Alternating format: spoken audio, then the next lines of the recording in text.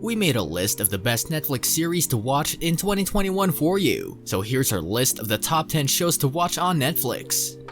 Number 10. You.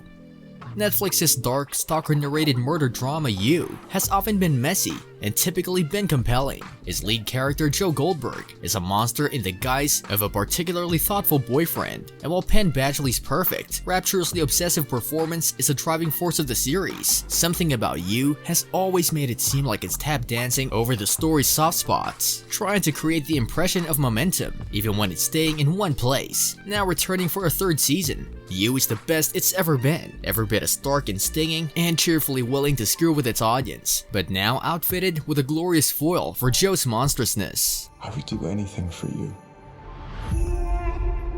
I just want to be good enough for you.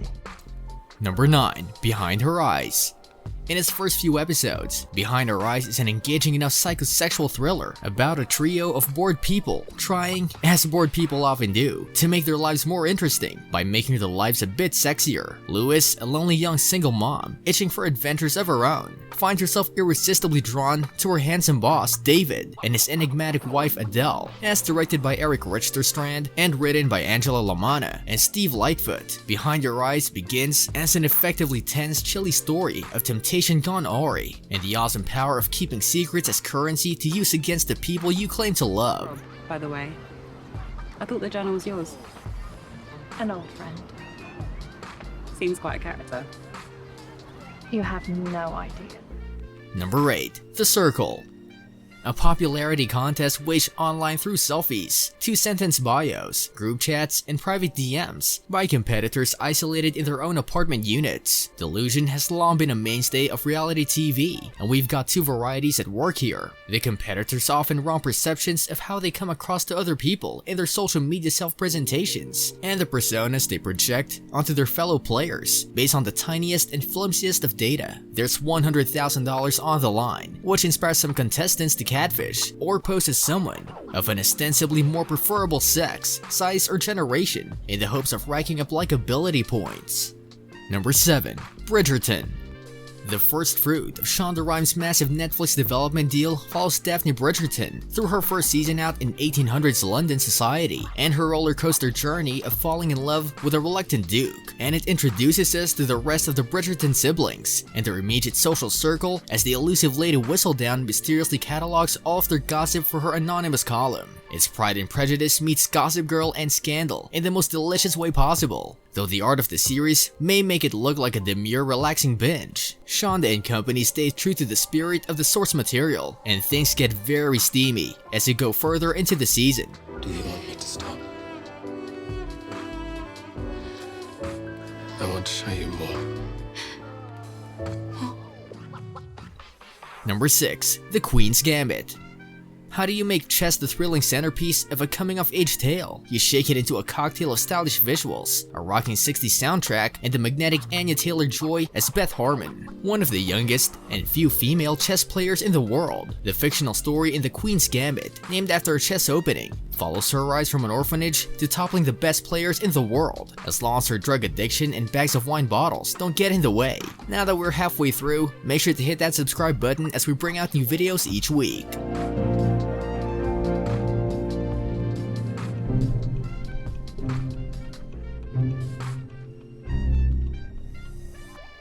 Number 5. Sex Education. There are so many coming-of-age television series out there, but few are as brazenly honest and endearing as this one. The comedy, now in its third season, is a raunchy on the outside and sweet on the inside charmer about a teen boy who inadvertently becomes his school's go-to sex therapist. The series explores teen sexuality in a refreshingly non-judgmental, authentic way, and it posits that whether you're the most popular kid in school or the outcast eating lunch alone, there's a universal and terrifying confusion in growing up that can be made more manageable by supportive community and communication. Number 4. Never Have I Ever.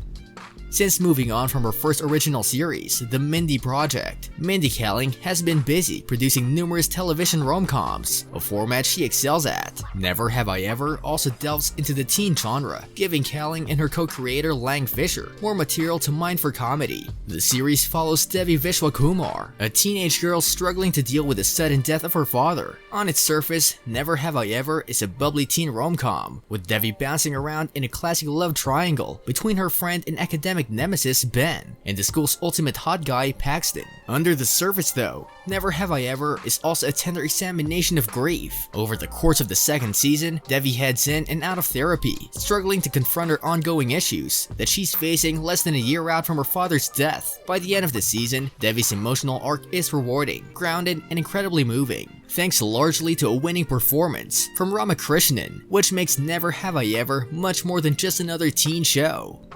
Number 3. Sweet Tooth.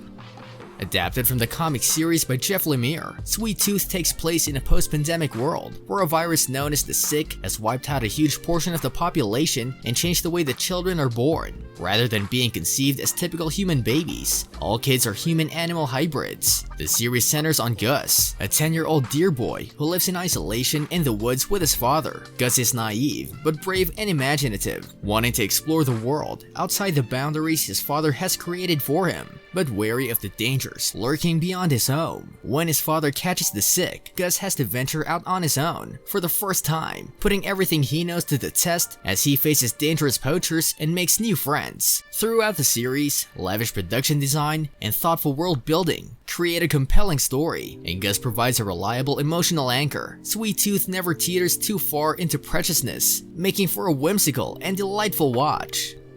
Number 2. Lupin.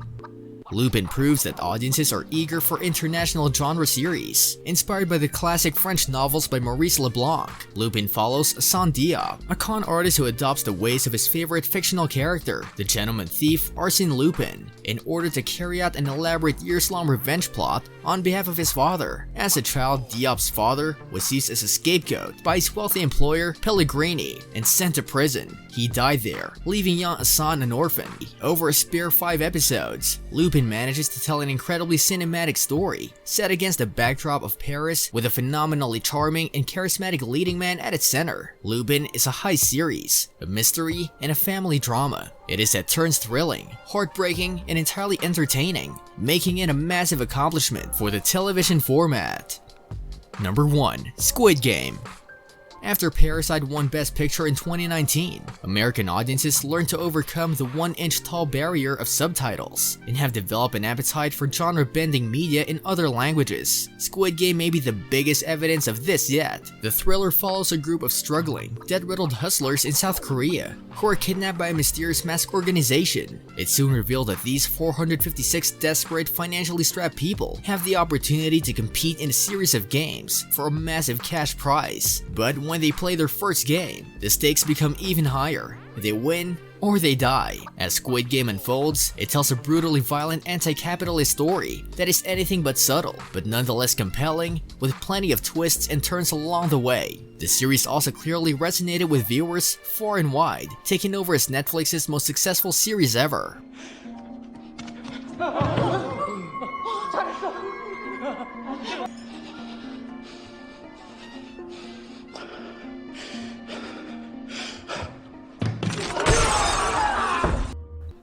What show did you like best? What show was missing on our list for you? Tell us in the comments. For our biggest fans, consider becoming a member for bonus perks and access. Don't forget to check out our merch store for the perfect binge-watching apparel. Be sure to like this video and subscribe if you're new to the channel. We put out new videos like this one every week. We'll see you for our next video. Thanks for watching.